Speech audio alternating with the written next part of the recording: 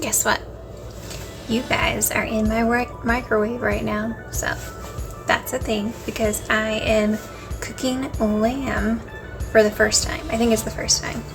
I mean, how hard can it be? I'm totally winging it, but I decided to set you guys up in the microwave, so you're getting nuked. Sorry. Or I hope, an explosion will happen if I microwave my phone, so hopefully nothing happens. But here, don't look at the door too hard because I really need to clean the inside of this thing. So anyway, but I have goals. I have goals to paint a scene from Iceland. My sister-in-law and brother went to Iceland, and I'm going to try to do a painting of 2 Icelandic horses out in this grassy area with like mountains behind them and stuff. So I'm going to try to give that a shot sometime after I'm done cooking lamb for the first time. So we'll see how this goes. One of my first steps is taking my big roll of watercolor paper and cutting it down to size. If I were doing this right, I would be using an X-Acto knife on a hard surface, but I get nervous that I'm going to not trim things right. So instead, I'm doing it the wonky way, putting out books to hold down the paper and cutting with just your regular scissors.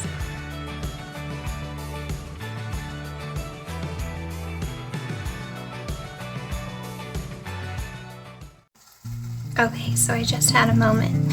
I was checking on the meat and everything to see if it's fully cooked, and I thought to myself, I was like, oh my gosh, the last thing that I painted was a cute little lamb. And here I have the meat of a lamb cooking away on my stove. I don't know if that's the right way to cook lamb, on a stove. But we won't dwell on that either. But yeah, and I was just like, I like lambs. They're so cute. So yeah, I'm in a pickle. But anyway, I just thought I'd add on to this video the confessions in a microwave. And for some people, their confession would be to have a microwave. So, double whammy, double whammy.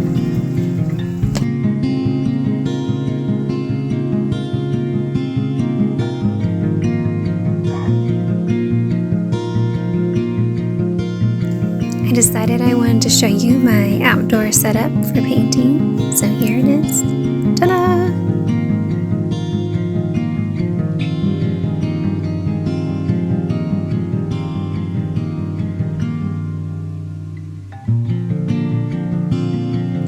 And now finally I'm laying down my first bit of paint on the paper. Appreciate your patience leading up to this point, and here we go.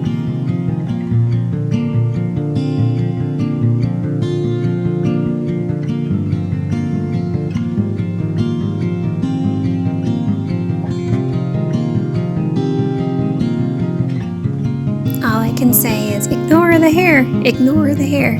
Someone needed to put her hair back in a tighter ponytail, but hey, whatever.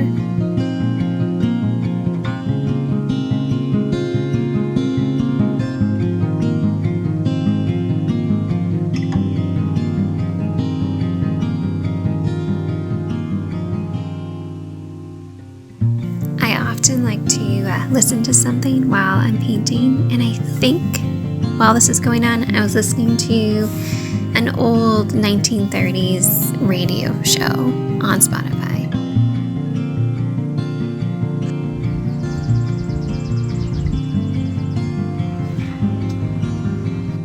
At this point, I'm still struggling, just kind of wondering if this is still going to turn out, but you can kind of see where the horses are going to land.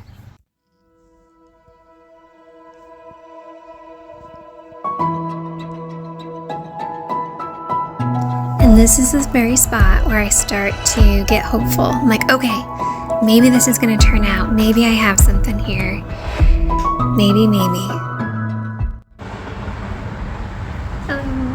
Today is another day for painting. I think I'm getting closer to the end. However, I have the goal of trying to make this painting look a little bit more like French Impressionism, but we'll just see what happens, if that works.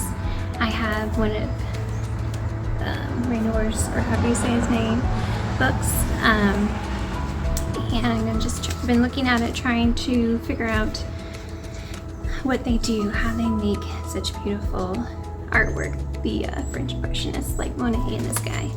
And there's more, but I can't quote them, what their names are. So today I'm just going to try to give it my best shot and enjoy the process, and that's what we got going on today.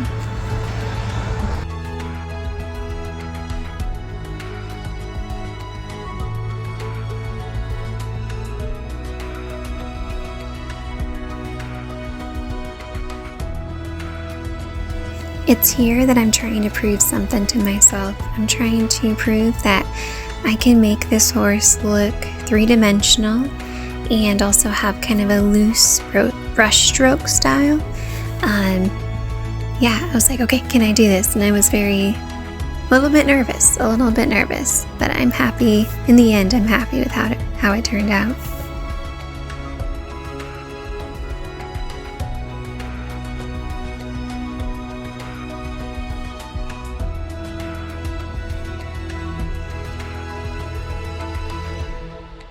We're coming in for a close-up after I added some sunbeams.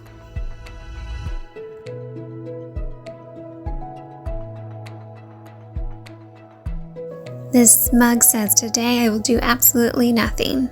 But that's not true. I painted.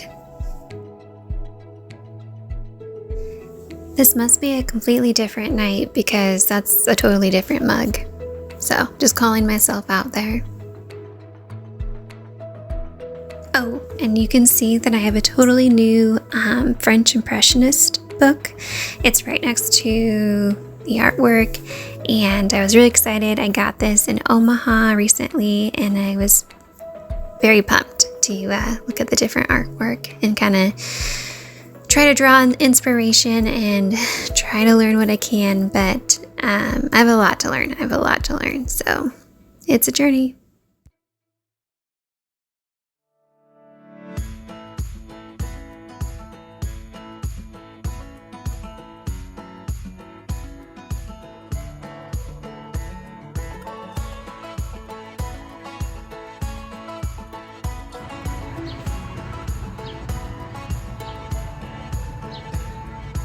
Final reveal, my friends. Here we are. Ta-da! Zooming in. Here we go. There's those two horses. I'm so happy with the grass. I think that's one of the things I'm most happy with. And the horses. So, yeah.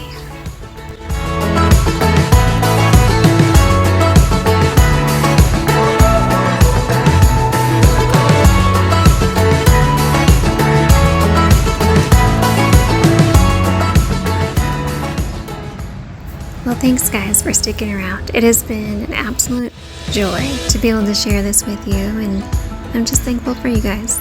Bye! Oh, in case you're wondering, the lamb meat turned out okay. Not great, but, okay.